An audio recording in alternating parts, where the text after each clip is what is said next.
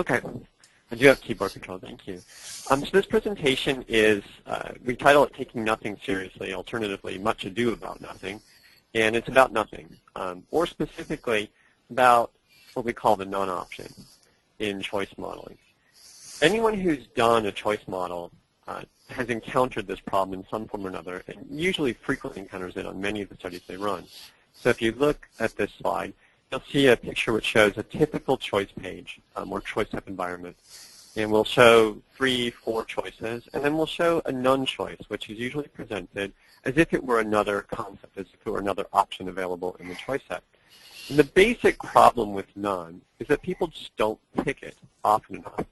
And that's largely because they don't know what it means, or we haven't expressed what it means in a compelling enough manner. So we're going to do a lot of looking at different ways of approaching that problem. To kind of emphasize how serious the problem is, this is some data from a fairly standard study that happened to be on retail store formats. And we'll show a couple pieces of information here. So the horizontal axis is the number of times that none was selected out of 25 choice tasks, which is a fairly longish interview process. And the blue line is the counts of how many people selected none that many times. You see 500 people in the study, it's a very large study, selected none 0 times. The orange line is just the cumulative frequency of that data. So it's the cumulative data that matches the marginal data in the blue line. So looking at this, a couple things jump out. 40% of respondents never selected none on any of the 25 choice sets. So in other words, no matter how the store was configured, no matter what was there, it would always go to the store. And the store certainly doesn't have 40% share. 60% of people selected none on fewer than 5 out of 25 choice sets. They very rarely chose none. This very, very low none usage, which has a fairly severe impact on the outcomes. In addition to that, if we look at the frequency of none selection across respondents over the 25 choice sets, we see that it's not stable over time. So the notion that when people say, give a response and they say, I would not or would purchase something, and you show them additional choice sets, the likelihood of saying no, no, no increases in this particular study as they move through the study. So they see different choices that they become enamored with and they feel they like more, they become less receptive to other choices. So none is not stable. All right, so we attack this problem through a couple of different methods. We actually have been working on it for a while. And one of the things we tried, was to incorporate multiple nones. And we did that by showing each none as if it meant something else. So in this situation, we created nones that represented different alternatives to the concepts in question. And we ran a study. This particular study was for a product that was a fairly new product line. It had fairly low market penetration. And we put in 5 none buttons. Each none button represented a different adjacent or alternative category that a consumer might participate in or might purchase instead of the product that we were looking at. The current product had very low market penetration. In fact, the entire category had very low market penetration because it was relatively newish, several years old, but not certainly 20 years old. And we see a pattern which is very similar to what we saw on the store format study, in spite of the fact that we put in 5 different none buttons. Indeed, 70% of respondents selected the none option or one of the none options, any of the none options, on fewer than 5 out of 20 choice sets. We do see that none usage was relatively stable over time at around 15 to 20%, so that at least was good. But still, it was unrealistically low. And one of the reasons we say it's unrealistic low is because we know that the actual product penetration among the targeted grocery shoppers, the people who potentially might have interest in this product, was less than 20%. However, when we simulated the existing line of products, our projected purchase rate was 84%, even when we included all 5 of the nones in the simulation. And when we only included one generic none, because one of those 5 buttons was sort of a generic, I wouldn't buy any of these, we got a projected purchase rate of 90%. So putting in those 4 extra nones only dropped the projected purchase rate for the line from 90% to 84%, which is well above the 20% that we think we might want to be at. Now, we could, of course, do some calibration and try and get the projected none usage up to 80%. In other words, calibrate our simulation so that the existing line only achieves a penetration of 20%, But that's kind of odd because 40% of the people never said none ever. So even if we did that, we'd be assigning a large chunk of people who never said none to none just to get our market penetration, projected simulated penetration down to 20%. So the issue here isn't really that our models are bad. The issue is we're gathering bad data. People are dramatically overstating their likelihood to buy this product instead of buying nothing or something else. So we decided to try another approach to deal with this. And this builds off an existing approach called dual response. Dual response separates the choice task from the confirmation task. So it takes advantage of this behavioral cognitive phenomenon where people are in one frame of mind when they're choosing among different things, but they're in a different frame of mind when they're actually deciding whether they buy it or not buy it. And that's moderately successful at increasing the non-usage rate, but we wanted to expand that a little bit. So we substituted the dual response, yes, no, for a 5-point scale, borrowing a little bit from standard Likert scale questions, ranging in the scale range from I definitely would not purchase to I definitely would purchase this. And that had a nice impact. So here we're just showing the frequency of non-usage. So fairly simple data. The dual response model shows that we now have a 50% non-usage rate in this particular study. This is actually a pair of studies. We also reran that study using the sequential response with a 5-point scale. And we did it 2 ways. We classified the bottom 3 boxes, which people say I might or might not purchase, or I probably would not, or I definitely would not, as a none. We call that sequential bottom 3. And that increased the non-usage as well. And the sequential bottom 4 classified anything except for definitely would buy as a none. So if they said I probably would buy or less, it was classified as a none. And you can see we do see different projected none selections in those different response interfaces. The other thing we see is when we deploy a dual response interface, when people say yes, I would buy it, what they actually mean is I probably would buy it. And it's actually, they don't even quite mean that because the non-usage rate is actually less than the sequential bottom 3 model. It means I almost probably would buy it, which is a fairly low commitment to purchase the product. We don't have the ability to really differentiate among high commitment or low commitment when we're doing a simple dual response. But it does definitely improve the data over just putting in a flat none option in the choice model. All right, so we're going to look at some different ways of approaching this. But before we actually kind of walk through, we stepped back and we thought about this problem, and we realized there's really 2 problems going on here. So one was an overstatement issue, and that's people are much more likely to say they buy it than they actually are. And we addressed that largely through using the sequential response to deal with it. So we separated the choice task. We did the same thing that dual response does from the confirmation task.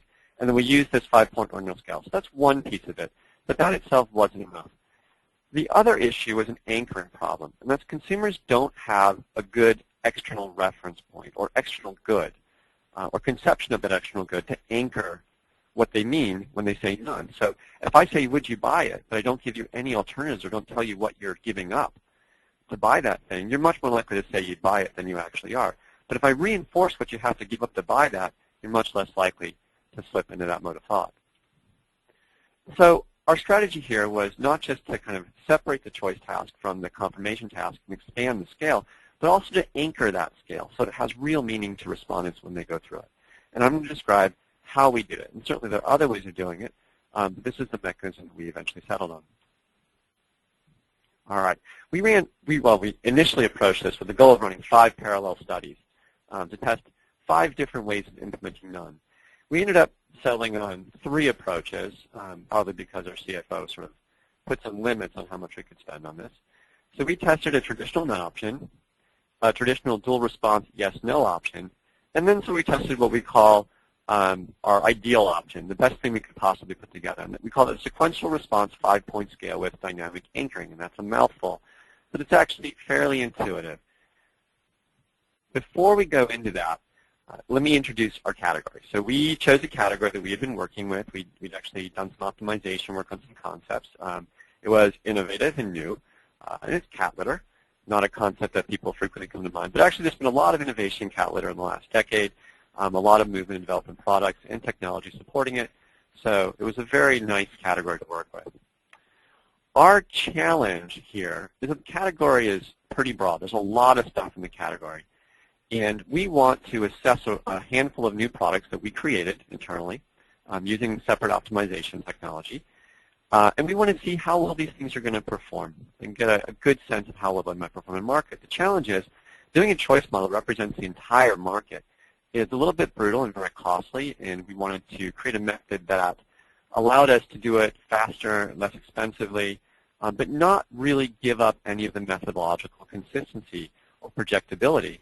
And this puts a very heavy demand on our none option because we're not going to represent the full range of competitors in the space.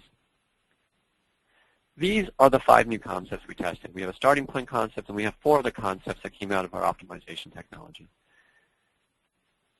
All right, and you'll notice they're all earth-friendly, green positioned concepts, and that was the goal of this initiative.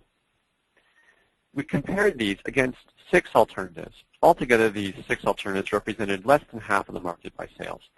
3 of these were mainstream concepts, and 3 of them were niche concepts that also focused on green or all-natural product lines. And so we perceive those as our direct competitors. Of course, the green all-natural product line products were much smaller in market size than the dominant market brands. And we implemented this with 3 different interfaces. So the first was the standard none interface. And here you can see representation of that. The none button here is just a thumbnail, which is exactly the same size as the others. It is always in the last position, so it's pretty standard. The second thing we did was a dual response yes-no interface. So we showed people the choices, choose from among these 3 items, and then ask them, would you buy it next time you bought cat litter, yes or no? And the last approach, which is sort of our gold standard, or we hope will become our gold standard, is the sequential 5-point scale followed with dynamic anchoring, or BMO piping, brand most often piping. So what we did is we asked each consumer in the screener, what is the brand you use most often? And then when they went into the choice study, at the end of every single choice, they choose which of these products they're most likely to buy. And after every choice, we'd ask them this question: how likely would you be to buy this thing instead of the brand you currently buy most often? And here for this consumer, it was yesterday's news. So how likely are you to buy instead of yesterday's news?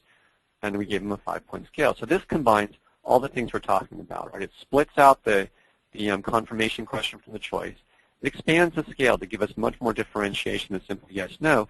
And it anchors the choice against something more than just sort of non-option that people have in their heads, against a specific product that they buy most often. And let's see how we did. Okay, this is a summary of the models we ran.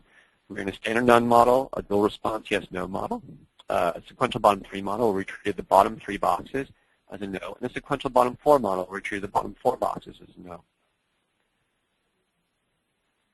So the first thing we look at is, what is the frequency of non-usage?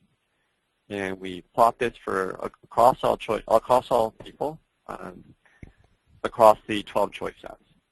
And we'll see the bottom shows the standard none model with about 10% non-usage. Sequential yes-no model, the dual response, with about 20% non-usage. The sequential bottom 3 model at 30% usage, and the sequential bottom 4 model at 70% non-usage. So we do see dramatic differences in the non-usage. Our question is, does this actually matter? Does it have an impact on the outcome? So to assess that, we're going to actually compare the simulations from these models against the actual market share, and we have this data.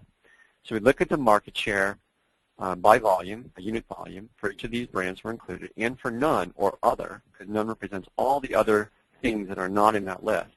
And we look at the distribution for each of those brands, and we're going to adjust by distribution, but not for anything else, including shelf position or marketing spend and so forth. We do give none 100% distribution, and the reason why is, if someone says they buy a certain brand most often, then the presumption is they always have access to that brand.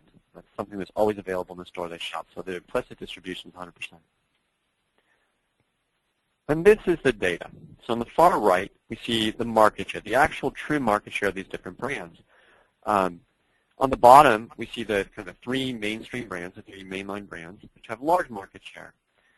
The big black bar on the right side is all the other brands that were not included in the study. So everything that we haven't included in the study, we weren't able to include because of cost.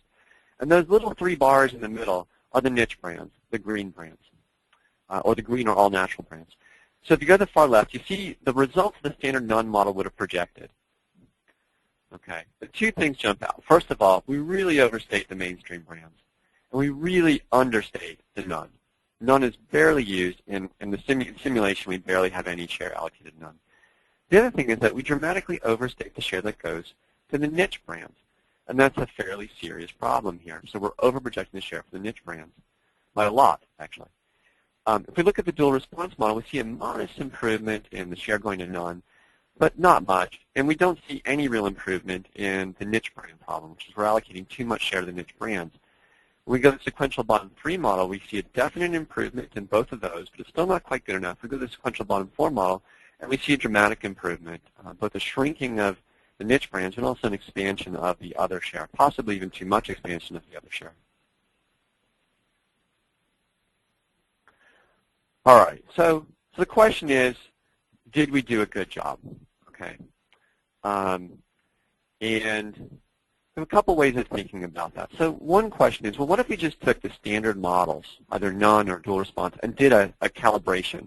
Okay, and sometimes we use something called a specific effects adjustment just to force the projected share to equal the actual share for none.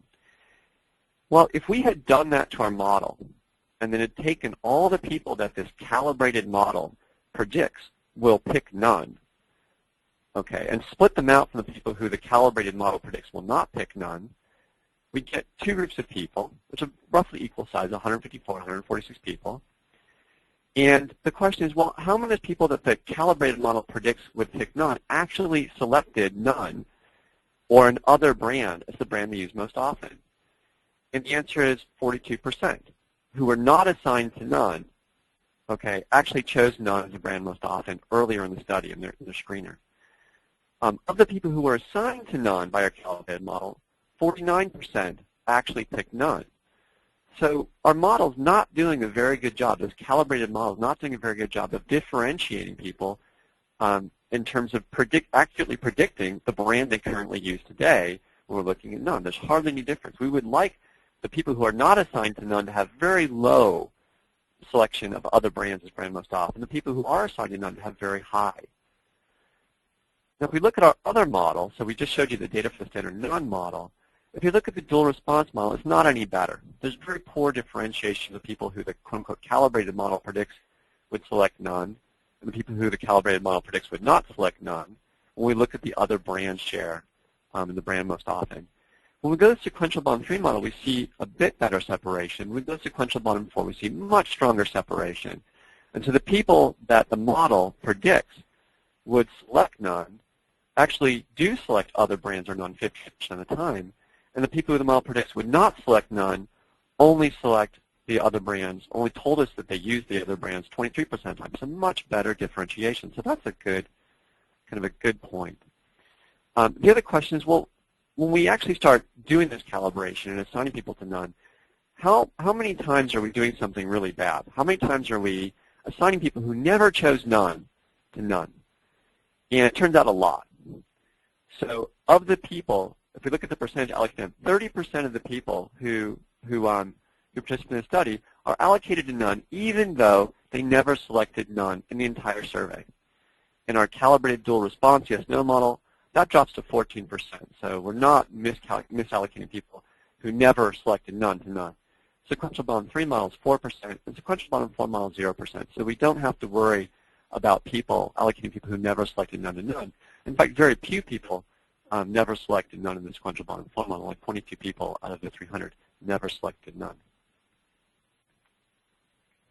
Another way of looking at this data, another criteria for judging which method is best is what outcome do we get? We're trying to predict how strong these new green products are going to be, how much share they would be. Well, if we run our basic simulations and we look at these new concepts versus the full line of competitors that we tested and none or other, our standard model gives us predictions of 17, 15% for our starting point, which is the kind of the weakest of the concepts, 11% share. And those are very large shares. In fact, those are shares that are comparable to the market leaders. The dual response and the sequential bottom 3 model give us similar shares. The nice thing is that they all give us similar ordinal rankings in terms of which of our test concepts are better. When we go to the sequential bottom 4 model, that ordinal ranking is preserved for the most part, but we get a much more realistic estimate of how strong this new concept is likely to be. In fact, our projected share is half as strong as the other models, which are clearly over-projecting the likely share of this new green or all-natural product that we could conceivably launch. All right, so we kind of have this sense that sequential bottom form model predicts well. It's much more realistic in terms of how it allocates people to none and their current brand usage. The question is it over-predicting non-usage? And the answer is it might be. So I'm not going to go into detail on this, but we've worked on ways to integrate the sequential bottom 3 model, bottom 4 model, to effectively weight them together and give a high weight to the sequential bottom 4 model and a modest weight sequential bottom 3 model. And this is sort of the final result. So if you look at that distribution adjusted combined model versus the market, which is that middle row, versus the market, you'll see that we have a really close match between the different market shares of different products. And that's sort of the final approach, and that's where we ultimately net it out. And that's sort of the end. So what did we learn here? Well, first, we know that sequential response improves things. One thing we don't know is does sequential response work perfectly well even if we don't do this anchoring, type in people's brand most often? Another is, what are the normative weights we should apply to weight the top box and the second box together if we do a formal sequential model when we try and do this hybrid model? And another question is, how well does this approach work when we apply it to main effects models? This is really a full factorial discrete choice model or a very simple discrete choice model. What about for more complicated bundling type products? How well will it work then? So those are some open questions that we're working on, and I'm sure other people are working on. And I'll hand it back over to Ray. Thank you, Kevin. Excellent.